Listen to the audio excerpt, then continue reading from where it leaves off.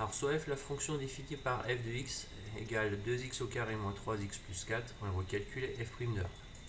Alors pour cela, la méthode, on calcule le taux d'accroissement de f entre a et a plus h, qui est donc f de a plus h moins f de a sur h.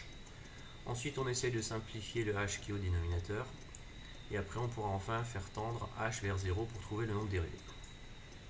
Donc le calcul du taux d'accroissement peut se faire en plusieurs étapes. Donc on calcule d'abord le f de a. Donc pour ça, on prend la fonction f de x et on remplace tous les x par 1. Car on voit que a ici il vaut 1. Voilà. Donc on calcule 2 au carré, enfin 2 fois 1 au carré moins 3 fois plus 4, ça fait 3. Alors deuxième partie, on va calculer f de a plus h.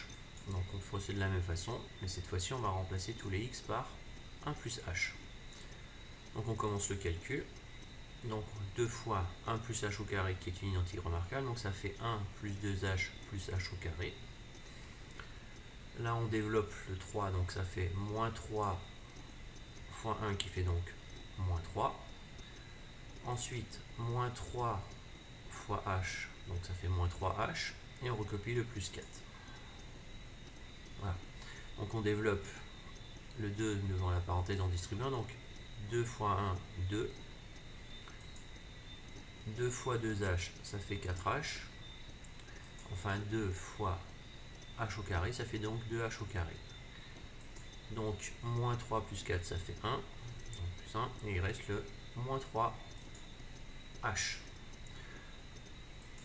On réduit, donc 2h carré, 4h moins 3h, ça fait donc plus h. Et 2 plus 1, 3. Voilà, on a calculé f de a plus h. Donc maintenant on peut calculer le taux d'accroissement, c'est-à-dire f de a plus h moins f de a sur h.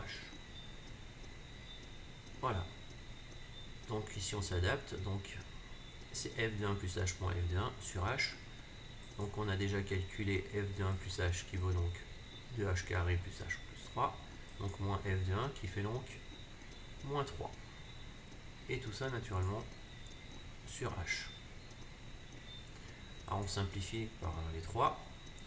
Donc il nous reste 2h au carré plus h, le tout sur h. Donc maintenant il faut simplifier le h, donc pour ça on va mettre h en facteur en haut. On remarque que ça peut s'écrire 2h fois h plus 1 fois h. Donc on a bien h qu'on peut mettre en facteur. Et on obtient donc h facteur de 2h plus 1. Et on peut simplifier le h qui est au numérateur avec le h qui est au dénominateur. Et on obtient 2h plus 1. Voilà. Donc dernière étape. Donc on peut calculer maintenant le nombre dérivé. Donc pour ça, on va calculer à la limite quand h tend vers 0 de f de 1 plus h moins f de 1 sur h. Qui est donc la même chose que de calculer à la limite quand h tend vers 0 de 2h plus 1. Donc on remplace h par 0 et on voit que ça fait donc 2 fois 0 plus 1, c'est-à-dire 1. Donc conclusion, f' de 1 est égal à 1.